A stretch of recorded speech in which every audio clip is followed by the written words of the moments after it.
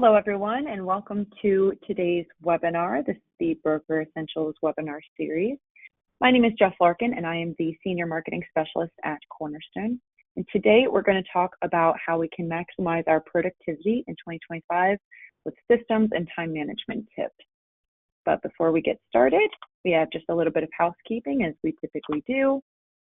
If you have any questions throughout the presentation, you can type them in the chat box, and I will address them at the end. And if you are heading to the Individual Broker Expo next week, I will see you there if you're heading to the Cleveland location. So really looking forward to that. If you're heading to the Broker Expo, let me know in the chat. I'm excited to see you all there. And now let's move on, and we're going to talk about one of my favorite topics to talk about, other than marketing health insurance as your resident marketing specialist, of course, productivity and time management. I'm going to start off today's webinar with just a quick little poll. Just fair warning, this webinar is going to have a lot of opportunity for you to reflect upon and action what you've learned. So if you want to have like a pen and some paper in front of you, just in case you'd like to participate, that could be good. There are going to be polls. There's going to be some time to do some brain dumps. Everything is pretty interactive. So the idea is to set some time aside right now while you're on a webinar, because it's going to be much more difficult when you're slinging quotes and answering calls and doing all these things. So my first question for you, and let's see if I can find the polls here.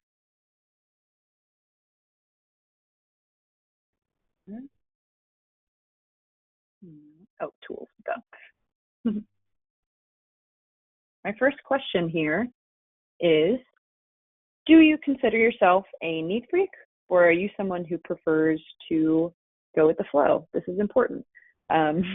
Myself, I am most definitely a neat freak. When I'm not talking about health insurance marketing, I'm creating new systems and maximizing my productivity and organization.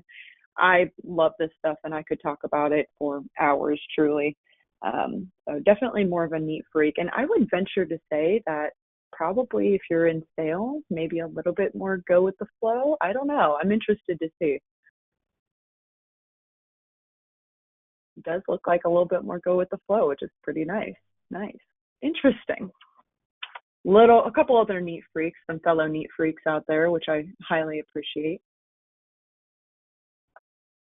I just can't handle disorder. I know this about myself. I know that in a world of chaos, I desperately need a nice system to get me back on track. But some people are just able to, move with it and, do what they got to do, and they still get their stuff done. So bravo to you.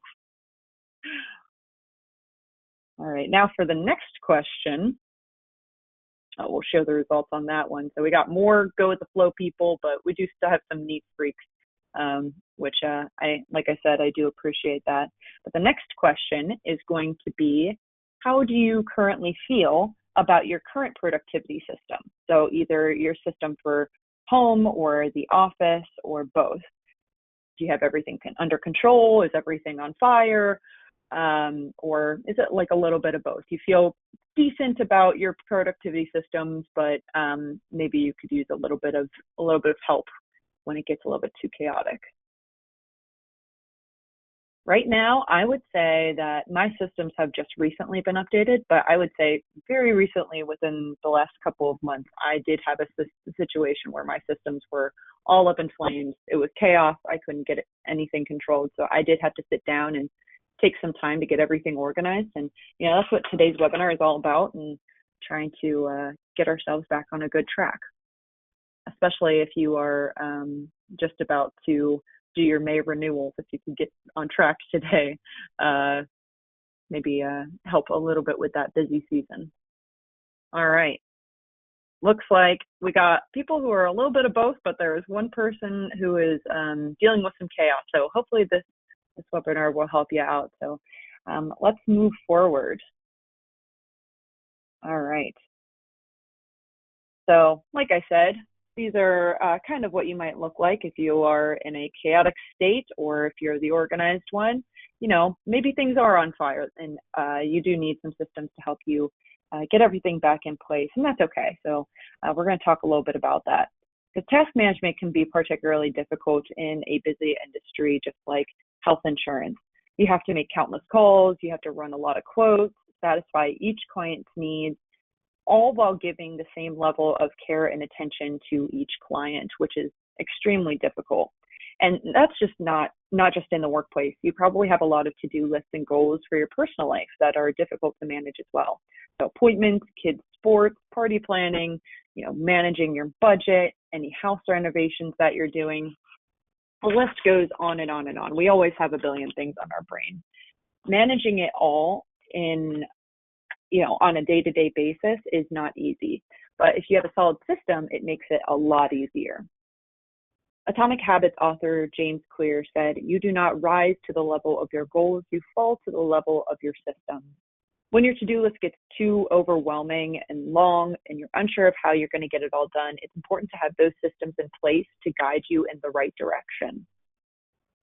And you know about the standard system. So you got your to-do list, you got your paper or digital calendars, you got a system for writing notes, etc.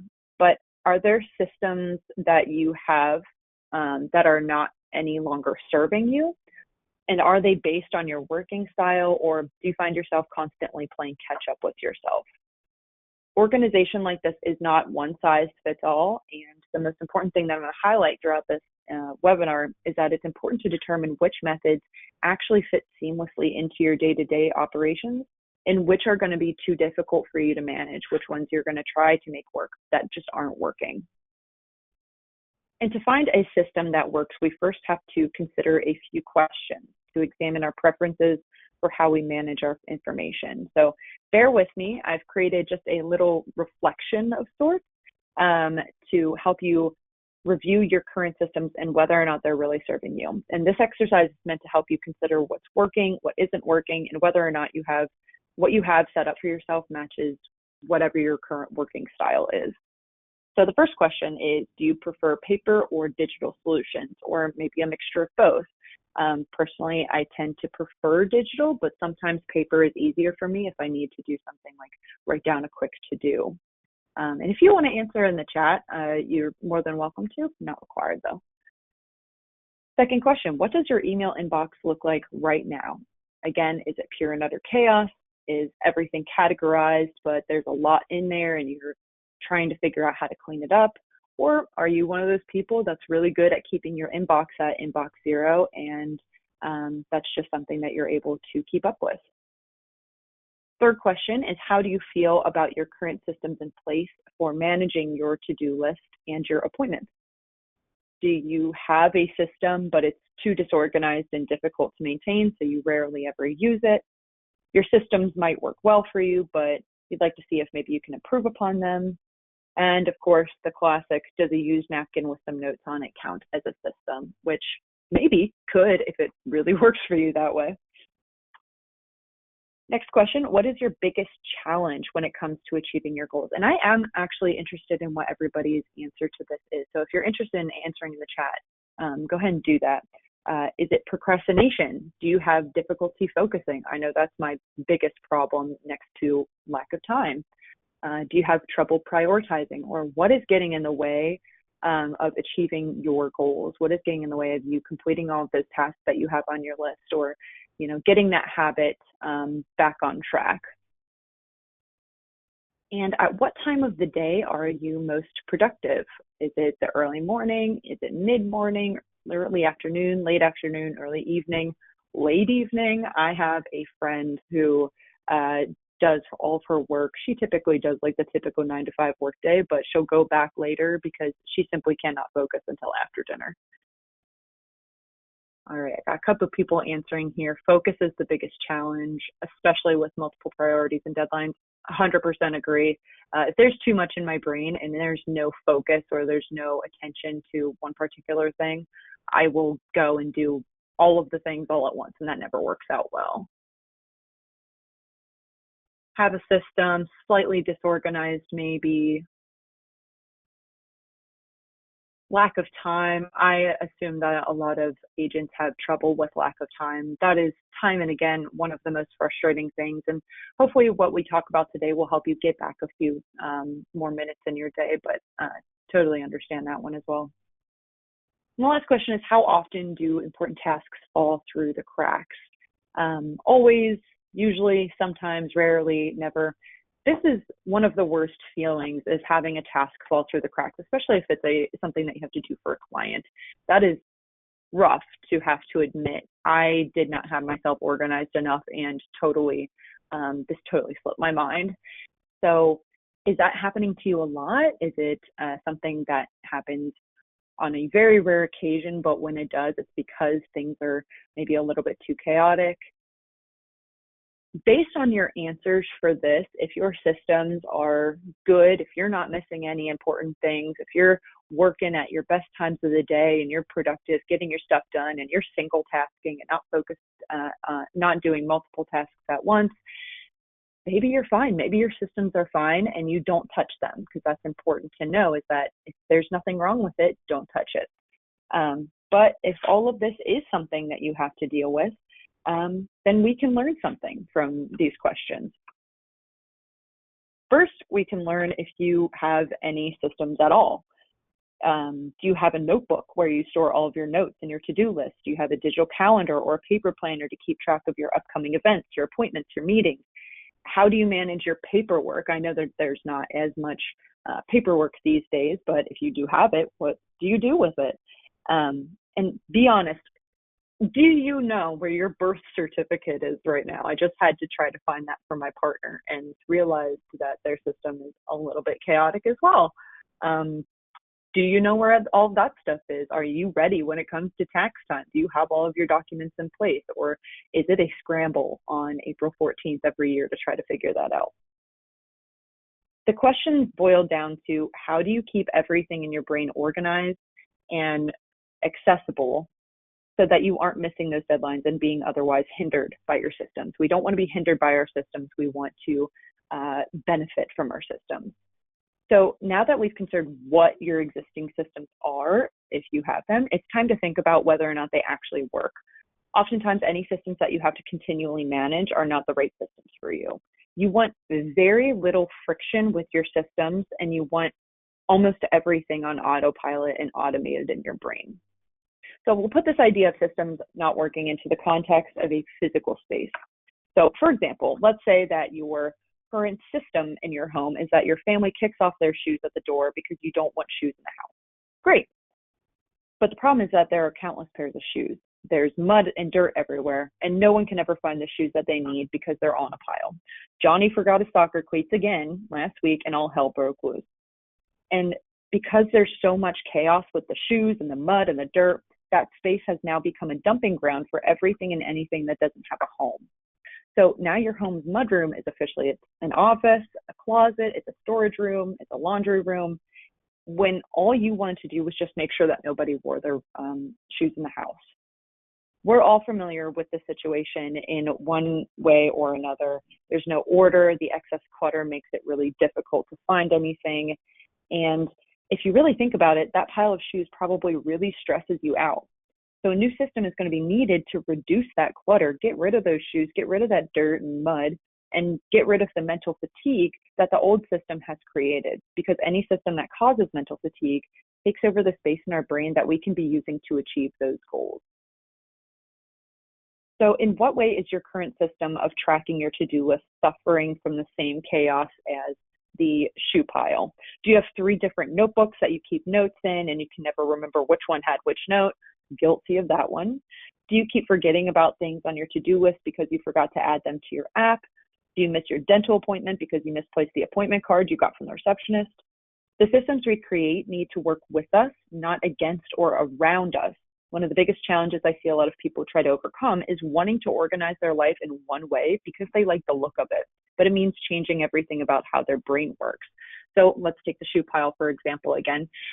If you have seen like the Home Edit, it's one of those fancy organizing shows, and you see how they organize everything by color, and you're like, oh, well, that would be great. I'm just going to implement whatever they do into our family system.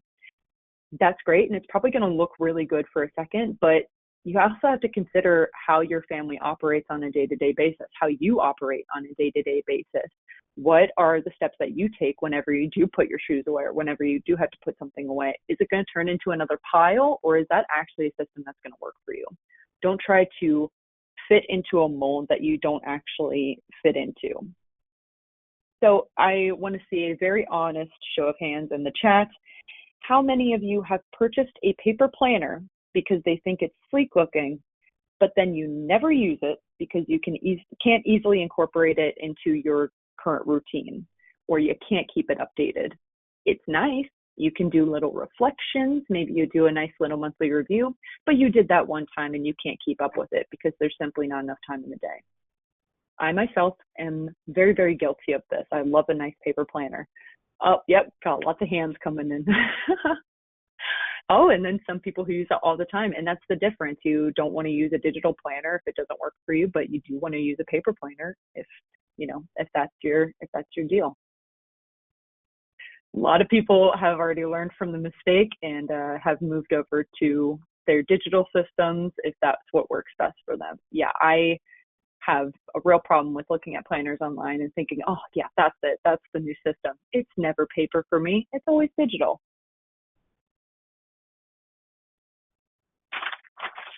Catch up with my notes here.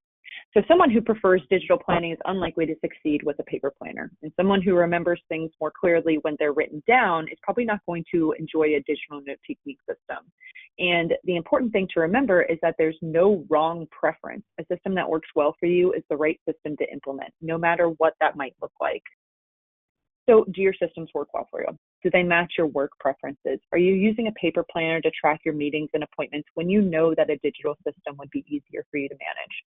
There are some easy indicators for whether or not that system is working for you. But before we determine which systems we actually want to use, it's important that we take a moment to pause and we take inventory with a reset. Like I said, if you have systems that are not working for you, when I talk about the chat, the questions box is totally fine. That's what I actually mean. Sorry about that, everybody. So we're going to take a minute and we're going to try to get all that clutter out of our brain with a quick little reset. Maybe your desk is a mess. Maybe you're afraid of forgetting what you need to do for a client while you're talking to another client. So it's important that we take a few minutes to get ourselves organized so that we can tackle our day a bit more efficiently. And I'm sure this seems kind of counterintuitive because you already have so much stuff going on. If you stop, then you're wasting time, right? That's what you're thinking. But resting allows you to pause, get yourself organized, put everything in perspective, reframe your goals, and it gives you a small win that's going to encourage your brain to keep moving in a positive and more productive direction. So trust me, taking that time to tidy your space or write down all of your to-do list items in your brain is productive work. It just isn't going to seem like it in the moment. But right now you are on a webinar. So this is a great time to do a little reset for yourself. And I promise if you take your eyes off the screen, you're not going to miss anything from the PowerPoint slides, and presentation will be available to download later if you need it. So if you want to put in your earbuds and do a little reset while we're talking here, I'm going to go through each step right now and give a little bit of time. So like I said, grab a piece of paper and a pen if you'd like to, or follow along however works best for you, because the goal of this reset is just to get everything simplified. So the first step is to just stop what you're doing. If you can, let the phone ring, take some time to get yourself situated, take 3 deep breaths, put on some different music, give your spouse a call, do some light stretching. Just stop thinking about your responsibilities for a few minutes and give your brain a break from all the noise and the expectations, because trust me, they are still going to be there when you're all done. Next step is to take care of your space. When I stop myself for a reset, I like to physically get up and do something. So the next step of the recess is to actually get our space as organized as we can for now. Put your documents in a paper inbox to file later. You can go clean out your coffee mug. Get rid of the cans of ginger ale on your desk. Go refill your water bottle. Water the office plant that has been starving for water for weeks. You don't have to deep clean your space. Just manage the clutter that's in your way. That's going to take no more than 5 minutes to reorganize. Obviously, if you have a big old office that you've been working in for years, that's going to take a little bit more time, but just get your immediate space organized for yourself. And I'll give you a second now to do any tidying at your desk that you'd like. I mean, I constantly have little mugs of coffee unfinished because I am one of those people who cannot possibly finish a cup of coffee throughout the day. Not because I don't want it or need it, because I simply forget that it's there, which is why systems are so important for me. But take your time to just get rid of some of that clutter, wipe the crumbs off your desk real quick and just reset.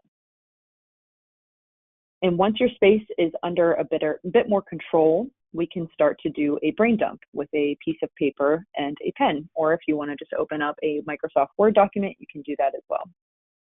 So when I say brain dump every single to-do list item, I mean every single to-do list item, whether that is personal or professional. It's all taking up space in your brain and it needs to be recategorized somehow. I would brain dump and everything from responding to that email I've been putting off to, again, filling up my water bottle, writing copy for a flyer, or setting up some time to phone a vendor about a project. When life feels very overwhelming, it can be helpful to put everything in your brain on paper. So it's no longer taking up that real estate in your mind that you need for other things. Your brain doesn't have to work so hard in order to be productive. It just needs to be refocused. So I'm going to ask that we take a few minutes to do a very quick brain dump, and I'm going to give you some trigger questions to help you get the juices flowing. So if you have a pen and paper, here are some questions to help you figure out exactly what it is that's on your brain. First question, is there a high priority task on your list that must be completed soon? Maybe it's today. Maybe it's on your brain and you're thinking it's got to be done today, no later than today. Is there something someone asked you to do that you need to act on? Are there any messages, emails, etc., that you need to respond to? Are there any projects that you want to start or complete, but you don't have time for it right now and you need to set it aside? Do you need to schedule any meetings or appointments? And that includes the doctor. Do you have to go to the dentist? Do you have to book an oil change, a haircut? Are there any home projects that you want to start on? Are there any papers in your inbox that need to be addressed and filed? Is there anything that you need to add to your shopping list? So personal items, produce, sauces, cleaning supplies. Does anything in your home or office need to be repaired? Is there a squeaky door somewhere that's been really bugging you? Are there any events that you need to prepare for? Do you have to get an outfit for a wedding coming up? Do you have to buy a gift for a shower or a birthday party? Do you need to take time off for that vacation?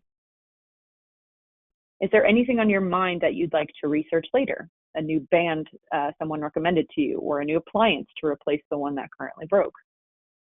Again, I'm going to give you just a couple minutes to finish up your brain dump for those who are actively using this time, just so you can say I was on a webinar and got all this stuff done.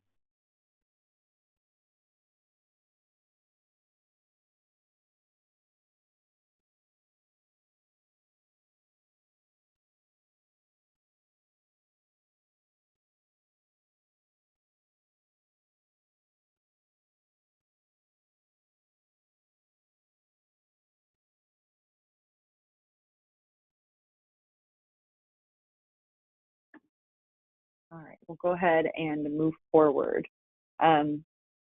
These are good questions if you ever have a situation where you feel like you need to do a quick brain dump. And I'll talk about who comes up with those in a second, because he has a nice list of all of those questions to help you figure out exactly what's lingering in your brain that isn't at the surface right now, but just needs a little reminder in order for it to come forward. Now that you've listed out all of those tasks and meetings and your shopping lists and all of that, it's time to find a home for those items. So you want to separate those tasks into work versus personal. It's an event, or if it's a note, a to-do list item for this project or this project. You want to put your tasks into those categories that make sense for you. And it doesn't have to be too detailed. It can be something very general. Everything just needs context so that you can appropriately allocate that brain space to one thing at a time and prioritize properly. So now that our space is cleared and we have a running list of the things that are on our mind, we now need to set up those systems and have a place to house everything. And regardless of your preferences, there are a few organizational structures that everyone needs to have in place. You have your to-do list, your calendar, and a place to store your notes and ideas that you're going to be able to reference again. These are the 3 key systems that you need to manage your day-to-day life, both in the office and out of the office. So David Allen, who I was talking about before, he has a great list online of all the questions that you can ask during a brain dump to kind of trigger those things in the back of your mind. He's the author of Getting Things Done, and he has a great process outline for the important steps in managing your productivity system. The Getting Things Done method is made up of 5 simple practices to systematize the clutter from that brain dump and translate it into action. So those steps are capture, clarify, organize, review, and engage. And the first step is to capture. This is the step where you take everything from your brain and you put it into a more reliable inbox system. So like a to-do list app or a notebook, if that's what works for you. This is going to be everything from ideas to tasks you need to complete. And to capture those ideas, you need a system that's going to be easy to access without any friction. That's the most important piece. In other words, this is the system that takes little to no effort for you to input information. So let's say you're picking out produce at the grocery store and you have the urgent thought that you need to call your client tomorrow. Are you able to stop what you're doing while you're doing this grocery shopping for just a few minutes, butternut squash in hand, and add that thought into your list without skipping a beat? That is what a quick capture tool does for you. There is no friction between you having the thought and you actually capturing it in whatever system it is that you use. So for example, Google Tasks is a great system for managing your quick capture list items. There's a user-friendly app that you can download on your phone, and it's very, very easy to add notes. And for those of you with an Alexa in your home, you can also set up your quick capture through her so that you can quickly tell her to add something to your list. Or even Siri has that same capability if you have the Apple Reminders app on your phone. At any time during the day, you can find me yelling at my Alexa to remind me to do something at a certain time. And sure enough, if I don't set that reminder, I might forget. Is sending myself a text a silly quick capture system? Absolutely not. If you are somebody who goes back to those texts to yourself, that is a perfect quick capture system. It does not have to be an app. It does not have to be a notebook. If sending yourself a text is the best way for you to remember what it is that you need to do, that's exactly what you should do. And there are dozens of apps and different tools out there that you can use that can work very well. I have never heard of a text to yourself as a quick capture system, but I think that's brilliant, honestly. But there are some other examples like Things 3, Google Tasks, like I said, Alexa, Todoist, Apple Notes, things like that. And those are all just a quick Google search away. But those are easy apps that you can open on either your phone or your computer to add things as needed. If you prefer a paper system, maybe you have to carry around a small notebook and pen or a planner with a pen attached to it where you house those quick capture items. No matter what system you choose, you want to make sure that it is 1, easy to access, 2, easy to maintain, and 3, this is the most important bit, something that you are likely to revisit. So you're not going to put something on this list and then out of sight, out of mind, it no longer exists in your brain. The next step is going to be that you need to clarify those items. So this is where you revisit your list and you determine how to take action on those items, whether that be assigning the task to a project or adding it to a reference notebook or even trashing it because you realize that even though it was on your brain, it's actually not something that needs to be done. So if it is a task that you can action, this is a great time to determine if the task can be broken up into smaller, more manageable tasks. For example, you're not going to write a book on your to-do list. Instead, you would break it up into manageable chunks, like write the outline for the book or research strong opening chapters Write a book is a very overwhelming and daunting task, so breaking it down into smaller tasks allows you to take action. Next, we want to organize these items. So this is where we have a more robust system in place that is more than just a notebook or a to-do list manager, like texting yourself, Alexa, Google Tasks, things like that. There's going to be plenty of options for managing these to-do lists and projects online. As I mentioned, you can keep track of projects in those simple apps like Google Tasks, Things 3, Todoist, if that provides enough context and the ability for you to stay organized. But there are also more robust systems like ClickUp or Rike, which allow you to organize projects by priority. They allow you to track your progress, delegate tasks to other employees, and review your project as a whole. And if you're more of a paper person, that could be just a simple piece of paper in your notebook with multiple columns saying, this is the task that I have to do for this project in another column. This is the priority for that project in another column. And, this is the deadline for that project. Maybe it's just one piece of paper. This kind of list can be better for projects that are going to have multiple steps, like creating a website for your business or prepping your booth for an event, or like I said, writing a book. I personally use a system called Notion, which allows me to create my own databases from scratch and track what I want to track.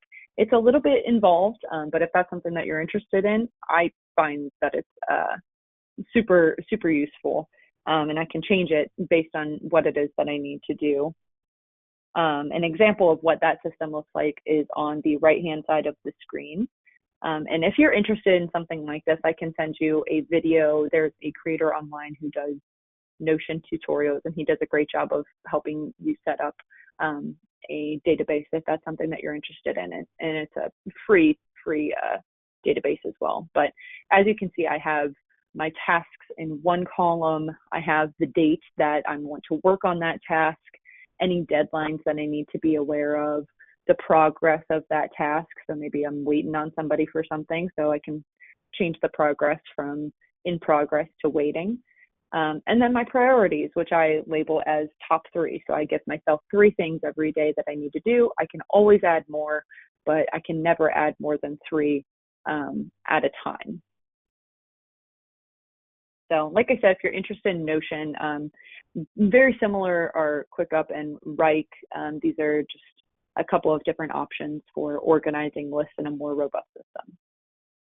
And a bigger question as well is, how are you able to automate your recurring tasks in these systems? Things like this are really helpful for that. Even Google Tasks is really helpful because you can set something on a timeline to say, every 2 years, remind me on this date to start my CEs.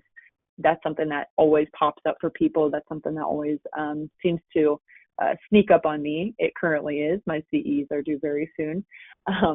So is that something that you can add to a recurring task list? So maybe it's not as much of a crunch time task every time you have to do it.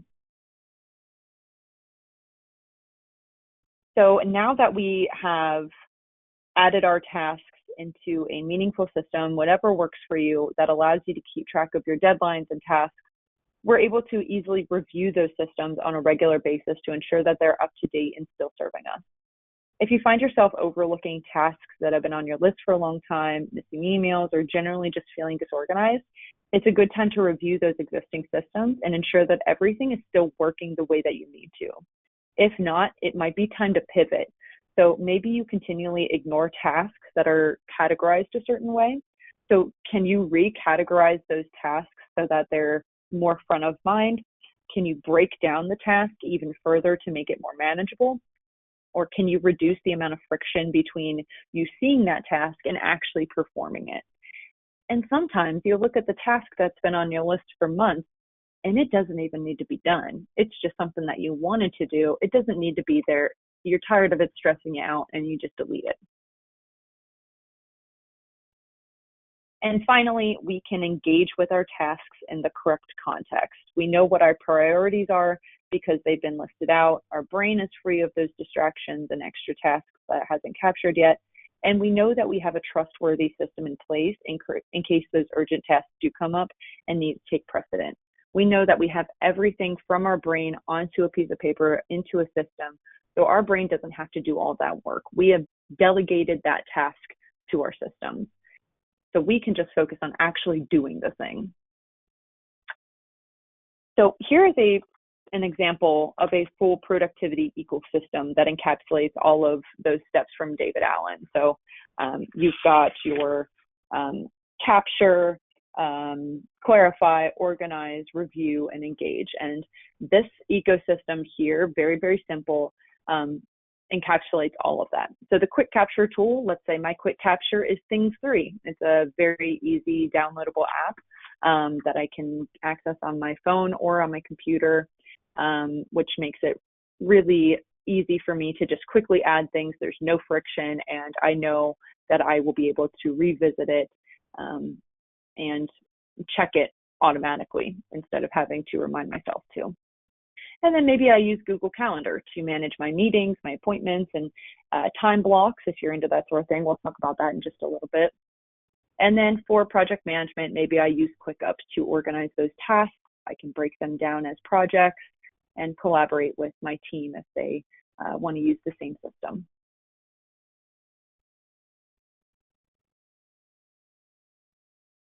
Now that we have those systems in place, it's time to actually work on our tasks, but we want to do so in the correct context.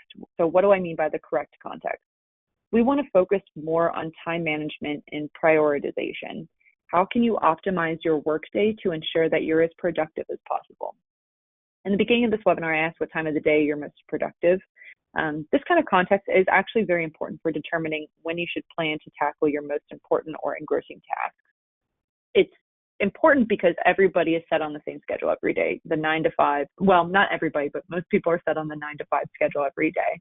Even if you're a night owl, you are expected to work 9 to 5. So you're kind of going against what your brain wants you to do. So how can we figure out when we're most productive within that time period so that we can still be contributing members of society, but still work with ourselves? There are a number of experts online who are going to passionately sing the praises of a 5 a.m. morning routine, complete with meditation, a healthy breakfast, a 1-hour workout, journaling, etc. And that is really great for some people, and it does actually work. But for those who tend to be night owls, for example, that routine is a recipe for destroying your productivity and can often do more harm than good because you're losing sleep, you're doing things when you're feeling a little bit tired still, so maybe your workout isn't as strong, or maybe it's a little bit more dangerous because your form isn't as good. So you're trying to fit into a box that you don't fit into. So to manage your time most efficiently, you can try to determine your golden hours, or the time of day that you're most productive and energetic. This may be the first thing in the morning, or it could be at 10 p.m. It's important not to try to shrink to fit into a box that you don't fit in, like I said. If you try to wake up early every day for a month and you're still miserable at the end of that month, it's likely that waking up that early just isn't right for you, and that is okay. That doesn't mean that you have wasted your day away sleeping. It means that you've dedicated your time to getting the proper amount of sleep, and that's a good thing. So how do you determine what is right for you, and how do you work within the time constraints of that typical 9 to 5 working day? Great way to determine your golden hours is to consider your chronotype. I don't know if anybody's heard of this. It's been out there for several years now. But according to the Sleep Foundation, a chronotype is the natural inclination of your body to sleep at a certain time, or what most people understand as being an early bird versus a night owl. Dr. Michael Bruce, the author of The Power of When, talks about learning to work with your body and not against it. So there are 4 different chronotypes, and I think that this is kind of a fun thing to think about as well. First chronotype is the lion, which stands in for the early bird. These individuals wake up early and are most productive in the morning, but they might have more trouble following a social schedule in the evenings. Lions tend to wake up around 5 a.m. and are most productive between the hours of 8 a.m. and 12 p.m. So beginning of the day is the time that they're going to do their most difficult tasks, because that's when their brain can dedicate that power. The bear, according to Dr. Bruce, is a chronotype that makes up about 55% of the population. So this is most people. People with this intermediate chronotype tend to follow the sun. So they rise with the sun and they set with the sun. And they do well with those traditional office hours, but they also have no problem maintaining that social life in the evenings. They tend to wake up around 7 and are most productive between 10 a.m. and 2 p.m. The wolf is the equivalent to the classic night owl, and it's believed to make up approximately 15% of the population. Wolves tend to wake up around 9 a.m. and are most productive between 1 p.m. and 5 p.m. And then finally, we have the dolphin. The dolphin chronotype is based on the ability of real dolphins to stay alert even while they're sleeping. Human dolphins are described as insomniacs, basically. Dolphins tend to wake up around 6 a.m. and are the most productive between 3 p.m. and 7 p.m. And determining this chronotype is going to help you schedule and manage your tasks more efficiently. So for example, if you consider yourself a wolf, your productivity sweet spot starts right after lunch. So you'll want to schedule your most demanding tasks for that time and your administrative or more brainless tasks for the morning when the coffee hasn't quite hit your system just yet. I know that feeling. You don't want to be, I don't know if anybody's heard of this phrase, but eating the frog, doing the thing that you need to do most importantly. If you're a wolf, you don't want to do that right in the beginning of the day. You want to do that after lunch because that's going to be the thing. That's going to be the time that you're going to have the most energy to dedicate to it.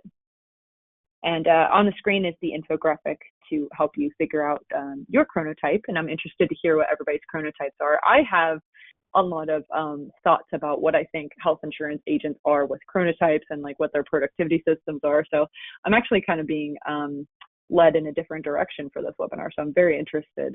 I myself would consider myself a lion. I tend to wake up quite early and get the most of my work done in the morning, but after lunch, I'm absolutely useless. I don't do anything.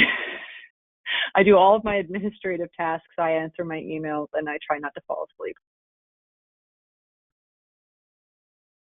Bear plus work. Wow, nice. Lion dolphin combo. Interesting. That's an insomniac if I ever heard one.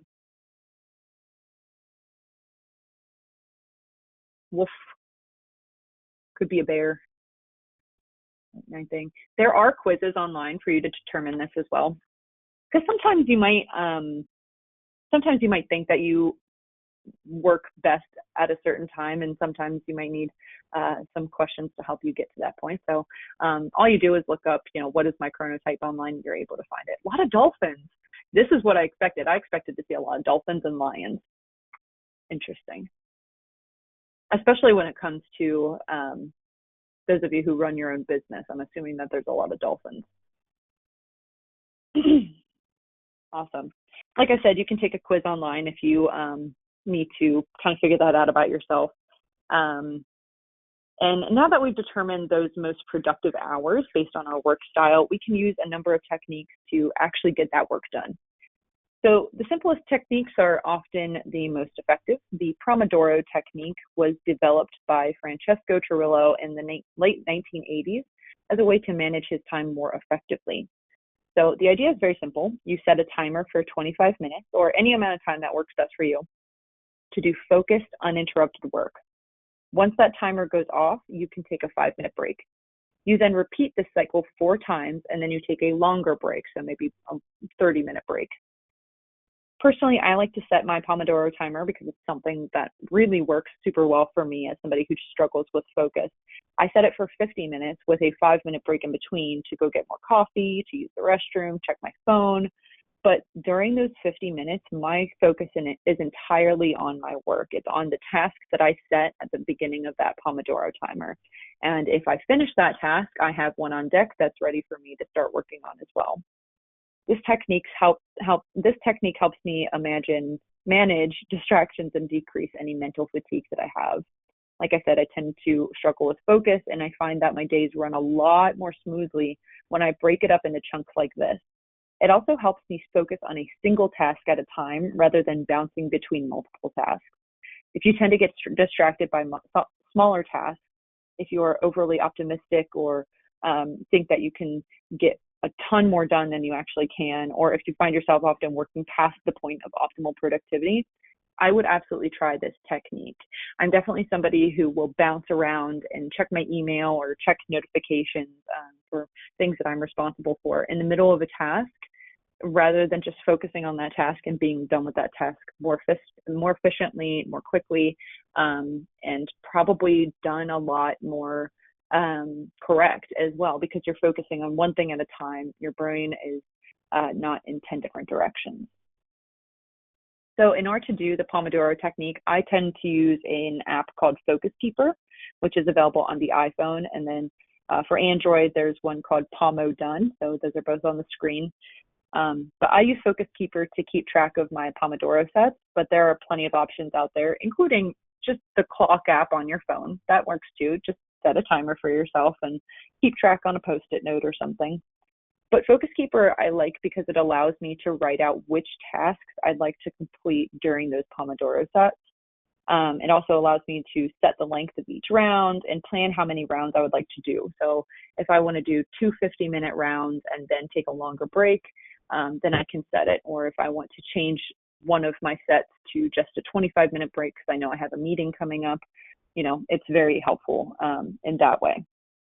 So if I get interrupted with a phone call in the middle of the task, I'm sure to either pause the timer, or if it's not a call from somebody that needs an answer right away, sometimes I'll let it ring. And then when I'm done with that task, or when my Pomodoro is up, then I can return the phone call.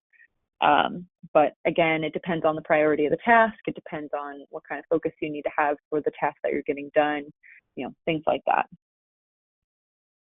And another tip, I would also recommend putting your cell phone on Do Not Disturb during these Pomodoro sessions, because that'll ensure that a phone notification like lighting up in front of you won't tear you away from getting that task done. And you can check your phone during the breaks. It's only 25 minutes that you're staying away from your phone. So, if your kids call you or something, you can set it on your phone that those calls still do come in.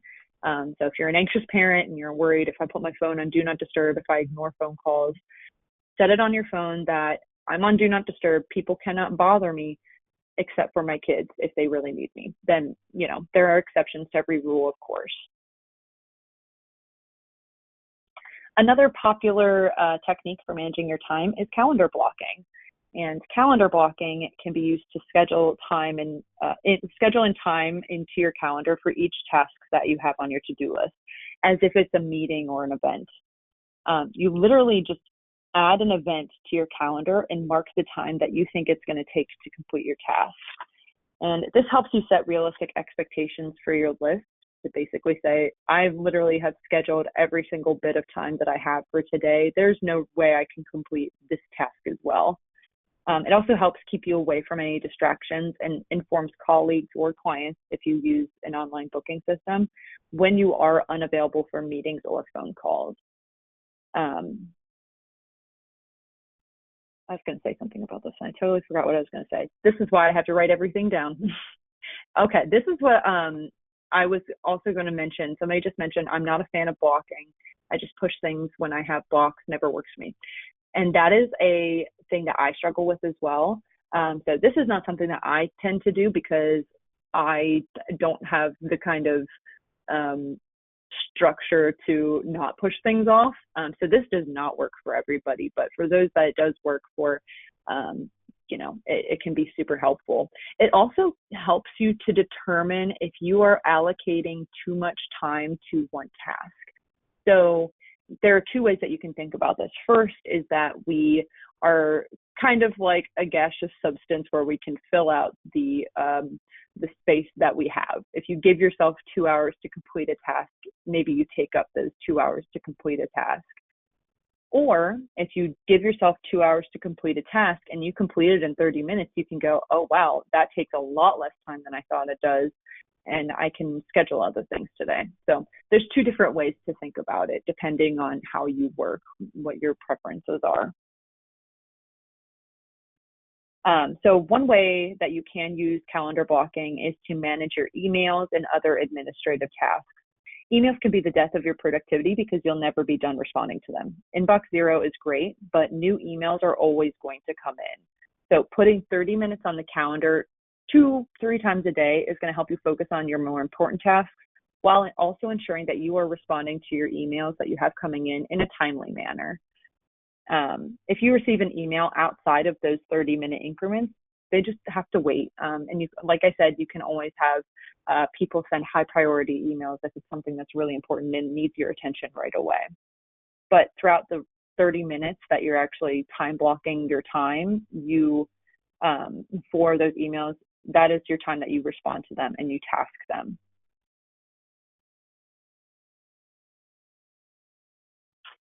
So here's an example of what this might look like. I put this together just using my Outlook calendar as an example.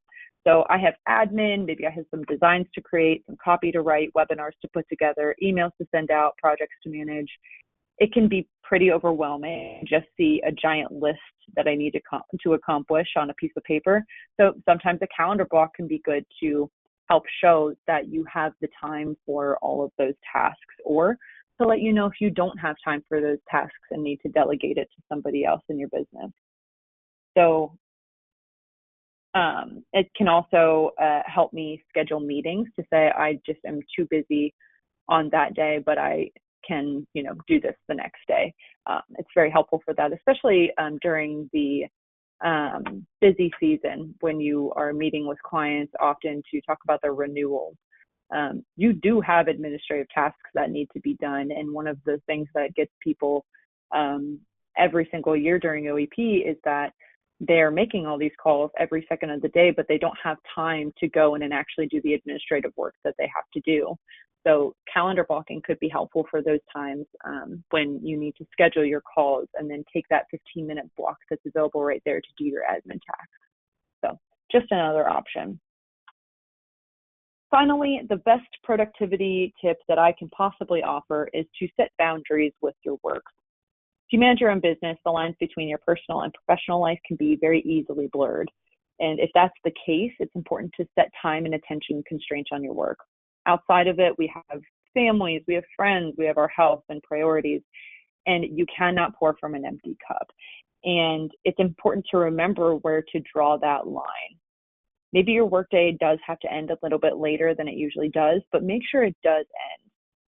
If you overextend yourself past the point of productivity, you're doing yourself and your clients and possibly your family and your friends a disservice. You have to learn when to shut down the computer for the day so that you can go for a run, have dinner, see that new movie. Your clients and your businesses are massively important, but I promise you won't be able to manage it well without breaks for life to happen. It's going to make a big and bad difference to your productivity. You're going to be less productive if you're not taking those breaks. Putting systems into place to best organize your life can be challenging and it can be overwhelming, but once you do have those systems, it'll help you streamline your work and help prevent even more overwhelm in the future. The best part about implementing a new productivity technique is the ability to tailor it specifically for your needs. Customize your system so that you can do focused work that brings you closer to your goals, and it helps you manage that day-to-day hustle. And that is all I have for today. So I am open to taking any questions that you might have from this presentation. If there's something that I didn't cover that you're dealing with, go ahead and type those into the chat. I did see one at the bottom. Let me see here. What are some tips for managing my time while I'm working from home? This is a great question because some people do work from home and maybe that's not their preference, or if they do prefer to work from home, but they need to show that they're being productive. There are certain things that you can do to make sure that your output is the same at home and in the office. So a couple of tips that I've heard or that I use for myself because I work from home. I'm a hybrid worker. My first tip is to get dressed for the day, and that means more than just sweatpants and a t-shirt. Sometimes it helps to get dressed as if you were going into the office when you're just going into your home office. It makes a difference in your energy, and it makes a difference with how you feel in your own body at that moment, that you feel more professional. Next, I would say to have a dedicated workspace, to have some kind of office space at home where you go every single time you work from home. That is free from distractions, so no televisions if you can handle it. No, outside distractions in any way. This is your workspace, just like your office. in the actual office. Next, I would say to stick to your routine, stick to a daily routine. I've seen people online, I'm not kidding, and they say it works. Some people get ready for work when they're remote workers, and then they will get in their car and they will drive around the block back to their house and then get into the office, because it does something with their brain where they are saying, my day is now separated. I am no longer in personal time. I am now in professional time. I don't personally do that, but I think that's brilliant if it's actually something that you struggle with. Go do the thing that you typically would on a day that you're in the office. Go to the workout, go, drop off your kids at school, do whatever it is that you would typically do that on the same remote days as well. And then the last thing, this one has become more and more important for me, is to set boundaries with any family or friends that you live with and let them know, hey, I am in work mode and I cannot be chit-chatting or anything, so I'm going to close my door. If you really need me, you can knock and I'll let you know if I'm available.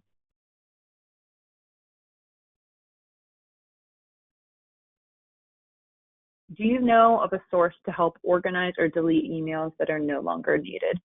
I just recently looked for something like this because I'm real tired of all of the newsletters that I get sometimes. I don't know of anything, but I do know that there are some out there. The problem is, the reason I haven't tried them is because you have to pay for them. But there are systems out there that say these are the emails that you were supposedly signed up for, and then you just click unsubscribe next to it. I didn't think it was personally worthwhile to pay for it, so I didn't look into it any further and just did it manually.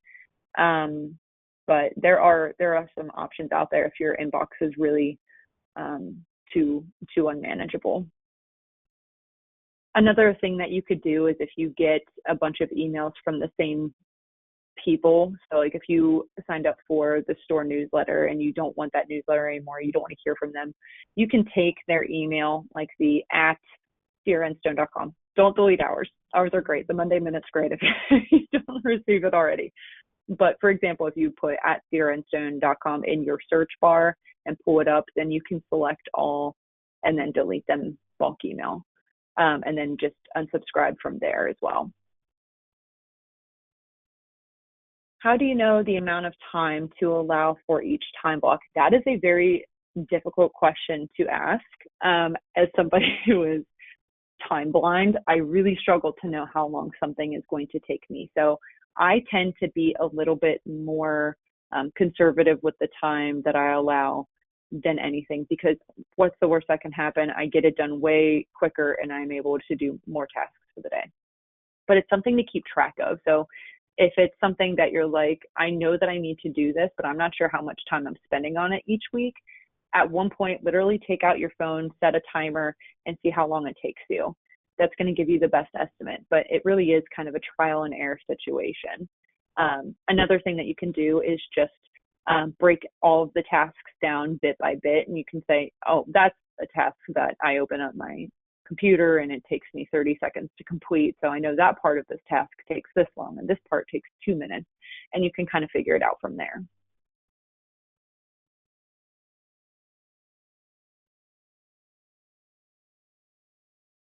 How do I track goals? That's a great question, because if we're all trying to focus on our productivity, we probably have a lot of goals in mind, don't we? I would say a lot of the tips that I've given in this webinar are pretty applicable. So first, you need somewhere to write down your goals. So any kind of system, ClickUp and Notion and Wrike, the ones I mentioned for project management tools, are super helpful for this kind of thing, because if you think about it, a goal is a project. So let's say, for example, you want to add more exercise into your routine. You can set that for yourself as a project that needs to be done and break it up into smaller tasks. So maybe the first task is, I want to sign up for this gym over here, and I want to take this class, whatever. So a project management tool can help with meeting those goals, setting realistic deadlines, which would be the next tip, is to make sure that you're setting a deadline for those goals. And you want it to be reasonable. So you don't want to say, I want to, create a website within 2 days. That's not going to happen. You need to give yourself some buffer time. Like I said, breaking it down into smaller steps is super helpful in giving those smaller steps a deadline. And I would say making sure that with your goals, your why is really strong. If you do not have a strong enough why, you're not going to be interested in maintaining those goals and reaching those deadlines. So if you have an exercise routine and your only reason to exercise is because you want to be healthy, that's not a very strong why. If you have an exercise routine because you want to improve your cholesterol, that's a much stronger why, because that is something that you can track. It's something that when you go to the doctor next, you'll be able to see if it's working. That's a pretty good why. It has some kind of substance to it. So I would make sure that for any business goals you have, any personal goals, that you have a really strong why to back it up. And that's going to carry you through to the end. But to actually track it, a project management tool is good, or, even a notebook. Write it down in a notebook, put it,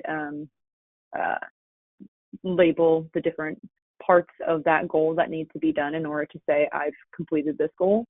And just make sure it's somewhere that you are going to continually access it. All right, I'm going to give it a couple more minutes here just to get any last minute questions. Thank you all for your participation. This was a really fun webinar for me to do. I love getting to interact with everybody during the webinars because it helps me get to know everybody a little bit better. And like I said, I kind of came in here with some thoughts that a health insurance agent will probably be more like this. And some of these did challenge my thoughts with that. So very interesting. All right, it doesn't look like I have any questions.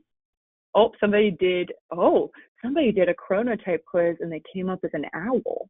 Now this is interesting. I've never heard of the owl. Maybe they didn't know how to categorize you. They're like, I don't know what she needs. That's crazy. Maybe they've added some more chronotypes. That's great. If you have any additional questions, or if there's anything that I didn't cover in this webinar that you'd like to see in other webinars coming up, please let me know. There's going to be a survey after this webinar that you can input any kind of questions like that. Additionally, you'll receive an email after this is uploaded to YouTube with all of the recommendations that I had. So I put like Notion, ClickUp, I'll put links to all of that stuff so you can take a look at it. I think just about everything that I mentioned today is free for personal use. Things like ClickUp or Rike are going to be paid if you do use them with your team. But if you're just using them for personal use, then it's totally fine. And of course, Google, Gmail, Google Calendar, Google Tasks, all that kind of stuff, that's just all free. But I'll be sure to include that as well as a link to the presentation if you want to come back to it and use the brain dump portion at any time. But that is it for today. Thank you everybody for joining us. And again, if you have any questions, feel free to reach out, and everybody have a great day.